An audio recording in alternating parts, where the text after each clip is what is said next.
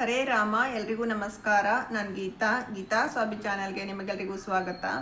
ನಾನು ನಿನ್ನೆಯ ವಿಡಿಯೋದಲ್ಲಿ ಹೇಳಿರುವಂತೆ ಬದುಕಲು ಕಲಿಯಿರಿ ಎಂಬ ಪುಸ್ತಕದಿಂದ ಕೆಲವೊಂದಷ್ಟು ಆಯ್ದ ಭಾಗಗಳನ್ನು ನಾನು ನಿಮಗೆ ಓದಿ ಹೇಳ್ತೀನಿ. ಈ ಪುಸ್ತಕದಲ್ಲಿ ಪ್ರತಿಯೊಂದು ಪೇಜಲ್ಲಿರುವಂತಹ ಎಲ್ಲ ವಿಷಯಗಳು ತುಂಬ ಇಂಪಾರ್ಟೆಂಟ್ ಆಗಿದೆ. ಪ್ರತಿಯೊಂದರಲ್ಲೂ ತುಂಬ ಅರ್ಥಗರ್ಭಿತವಾಗಿದೆ. ಹಾಗಾಗಿ ನಾನು ಕೆಲವೊಂದಷ್ಟನ್ನೇ ಮಾತ್ರ ನಿಮಗೆ ಓದಿ ಹೇಳ್ತೀನಿ. ಪ್ರತಿಭೆಯ ಹಿಂದಿದೆ ಪರಿಶ್ರಮ ಎನ್ನೋ ಒಂದು ಪಾರ್ಟನ್ನು ನಿಮಗೆ ಓದಿ ಹೇಳ್ತೀನಿ. ಜಗತ್ತಿನ ಇತಿಹಾಸವನ್ನು ನೋಡಿ, ಏನಾದರೂ ಮಹತ್ತನ್ನು ಸಾಧಿಸಿದವರೆಲ್ಲರೂ ಶ್ರಮಪಟ್ಟು ದುಡಿಯುತ್ತಿದ್ದರು, ತಮ್ಮ ಕೆಲಸದಲ್ಲೇ ಮಗ್ನರಾಗುತ್ತಿದ್ದರು. ಈ ದುಡಿಮೆ ಅವರಿಗೆ ಅದ್ಭುತವೆನಿಸುವ ಆನಂದ, ತೃಪ್ತಿ ತಂದಿತು, ಅಪಾರ ಶಕ್ತಿ, ಆತ್ಮವಿಶ್ವಾಸ ನೀಡಿತು. ಈಗ ನಾವು ಪ್ರಪಂಚದಲ್ಲಿ ಯಾರನ್ನೇ ನೋಡಿ, ಯಾರೋ ಏನೋ ಅಚೀವ್ ಮಾಡಿದ್ದಾರೆ ಅಂದರೆ ಅದರ ಹಿಂದೆ ಅವರು ಎಷ್ಟು ಶ್ರಮವನ್ನು ಹಾಕಿರ್ತಾರೆ ಅಂತ ನಮಗೇನು ಗೊತ್ತಿರಲ್ಲ. ಅವರು ಸಕ್ಸಸ್ಸನ್ನು ಮಾತ್ರ ನಾವು ನೋಡ್ತೀವಿ. ಅವರು ಆ ಕೆಲಸವನ್ನು ಪ್ರೀತಿಸಿ ಅಪಾರವಾದಂಥ ಖುಷಿಯನ್ನು ಕಂಡಿರ್ತಾರೆ. ಹಾಗೆ ಕೆಲಸ ಮಾಡ್ತಾ ಮಾಡ್ತಾ ಅವರು ಎಷ್ಟು ಆನಂದವನ್ನು ಅನುಭವಿಸ್ತಾ ಇರ್ತಾರೆ, ಆ ಕೆಲಸವನ್ನು ಪ್ರೀತಿಸ್ತಾರೆ. ಅವರು ಆ ಫೀಲ್ಡಲ್ಲಿ ಸಕ್ಸಸ್ಸನ್ನು ಕಾಣ್ತಾರೆ. ನಾವು ಸಕ್ಸಸ್ಸನ್ನು ಕಾಣಬೇಕು ಅಂದರೆ ನಾವು ಮಾಡ್ತಾ ಇರೋ ಕೆಲಸವನ್ನು ಪ್ರೀತಿಸ್ಬೇಕು, ಗೌರವಿಸ್ಬೇಕು ಅನ್ನೋದನ್ನು, ಮತ್ತು ಮಾಡ್ತಾ ಇರೋ ಕೆಲಸವನ್ನು ಖುಷಿಯಿಂದ ಮಾಡಬೇಕು ಅನ್ನೋದನ್ನು ಇಲ್ಲಿ ಇವರು ಹೇಳ್ತಾ ಇದ್ದಾರೆ. 2,000ಕ್ಕೂ ಹೆಚ್ಚು ಹೊಸ ಯಂತ್ರಗಳನ್ನು ಸೃಷ್ಟಿಸಿ ಅಸಾಧಾರಣ ಪ್ರತಿಭಾಶಾಲಿ ಎನಿಸಿಕೊಂಡ ಥಾಮಸ್ ಆಲ್ವಾ ಎಡಿಸನ್ ಹೇಳಿದಂತೆ, ಆವಿಷ್ಕಾರಗಳು ಆಕಸ್ಮಿಕಗಳಲ್ಲ, ಅವು ನಿರಂತರ ಶ್ರಮಕ್ಕೆ ಒಲಿದ ವರಗಳು. ಅಂದರೆ 2,000ಕ್ಕಿಂತ ಹೆಚ್ಚು ಆವಿಷ್ಕಾರವನ್ನು ಮಾಡಿರುವಂತಹ ಥಾಮಸ್ ಆಲ್ವಾ ಎಡಿಸನ್ ಅವರು ಹೇಳ್ತಾ ಇದ್ದಾರೆ. ನಾವು ಅನ್ಕೋತೀವಿ ಏನೋ ಆವಿಷ್ಕಾರಗಳು ಅಂದರೆ ಏನೋ ಅವ್ರು ಏನೋ ಮಾಡೋದಕ್ಕೆ ಹೋಗಿ ಇನ್ನೇನೋ ಅವ್ರಿಗೆ ಸಿಕ್ತು, ಅದು ಹಂಗೆ ಕಂಡುಹಿಡಿದ್ರು ಅಂತ ನಾವು ಅಂದ್ಕೊಂಡ್ಬಿಡ್ತೀವಿ. ಆದರೆ ಆ್ಯಕ್ಚುಲಿ ನಿಜವಾದ ಸಂಗತಿ ಏನು ಅಂದರೆ, ಅವರು ಏನೋ ಒಂದು ಅಚೀವ್ ಮಾಡೋದಕ್ಕೆ, ಏನೋ ಒಂದು ಆವಿಷ್ಕಾರ ಮಾಡೋದಕ್ಕೆ ನಿರಂತರವಾಗಿ ಪ್ರಯತ್ನ ಪಡ್ತಾನೆ ಇರ್ತಾರೆ. ಅದರಲ್ಲಿ ಎಷ್ಟೋ ಅವರು ಶ್ರಮವನ್ನು, ಅವರ ಟೈಮನ್ನು ಎಲ್ಲವನ್ನು ಅವರು ಹಾಕಿರ್ತಾರೆ. ಪ್ರತಿಭೆಯಲ್ಲಿ ನಿಜವಾಗಿಯೂ ಸ್ಫೂರ್ತಿಯ ಪಾಲು ಒಂದಾದರೆ ಉಳಿದ 99 ಪಾಲು ಸತತ ಪರಿಶ್ರಮದ ಫಲ. ನಿಜವಾದ ಸಫಲತೆ ಮತ್ತು ಸತತ ಪರಿಶ್ರಮ ಇವು ಯಾವಾಗಲೂ ಒಡನಾಡಿಗಳು. ಖಂಡಿತ ಎಲ್ರಿಗೂ ಏನೋ ಒಂದು ಪ್ರತಿಭೆಯನ್ನು ಕೊಟ್ಟಿರ್ತಾರೆ ದೇವರು. ಆದರೆ ಏನಾಗುತ್ತೆ, ಒಂದು ಪ್ರತಿಭೆಯನ್ನು ನಾವು ಉತ್ತಮಗೊಳಿಸ್ಕೋಬೇಕು ಅಂತ ಅಂದರೆ ಅದು ಎವ್ರಿ ಡೇ ನಾವು ಅದ್ರ ಮೇಲೆ ವರ್ಕ್ ಮಾಡಬೇಕಾಗತ್ತೆ.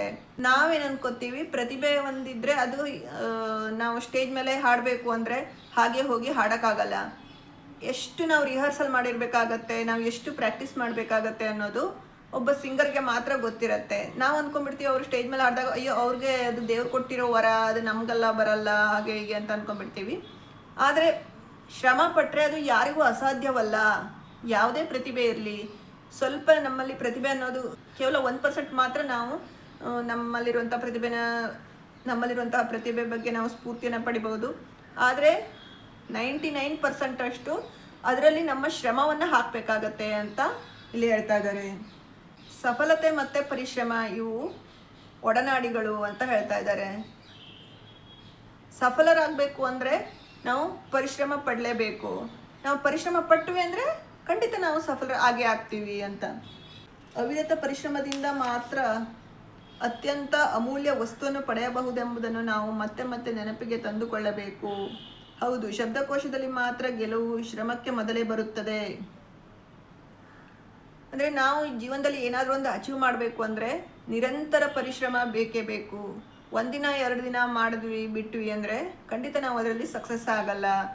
ಎವ್ರಿ ಡೇ ನಾವು ಅದ್ರ ಬಗ್ಗೆ ಏನು ಹೇಳ್ತಾರೆ, ಕಾಯ ವಾಚ ಮನಸ ಅದನ್ನು ನಾವು ಆರಾಧಿಸಬೇಕಾಗತ್ತೆ.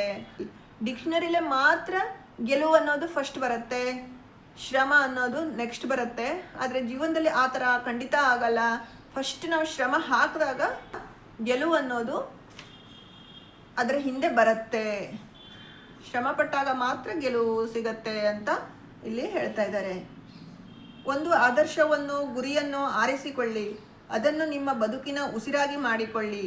ಬೇರೆ ಯೋಚನೆಗಳನ್ನೆಲ್ಲ ದೂರಕ್ಕೆ ತಳ್ಳಿ ನಿಮ್ಮ ಪೂರ್ಣ ಮನಸ್ಸು, ದೇಹ, ಮಾಂಸಖಂಡಗಳು, ನರವ್ಯೂಹ ಅದೊಂದೇ ವಿಷಯವನ್ನು ಚಿಂತಿಸಲಿ, ಕನಸು ಕಾಣಲಿ.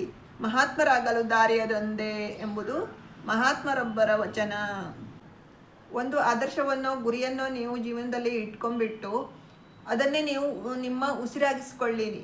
ಬೇಡದಿರುವಂತಹ ಎಷ್ಟೋ ವಿಚಾರಗಳು ಬರುತ್ತಲ್ಲ, ಅದನ್ನೆಲ್ಲ ದೂರ ತಳ್ಳಿ ಕೇವಲ ನಿಮ್ಮ ಗುರಿಯೆಡೆಗೆ ನೀವು ಲಕ್ಷ್ಯವನ್ನು ಕೊಟ್ಟಾಗ ಖಂಡಿತ ನೀವು ಅದರಲ್ಲಿ ಸಕ್ಸಸ್ ಆಗೇ ಆಗ್ತೀರಾ.